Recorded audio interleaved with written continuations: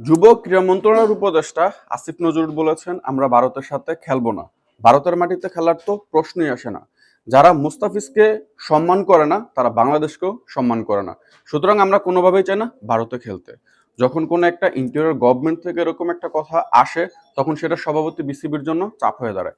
বিসিবির পরিচালক আসিফ আকবরও বলেছেন, যেহেতু আমরা জুলাই আন্দোলন ধারণ করি, সুতরাং আমরা ভারতের সাথে মাথা নত করবো না, তাদের সাথে আমরা চোখ রাঙিয়ে লড়াই করব।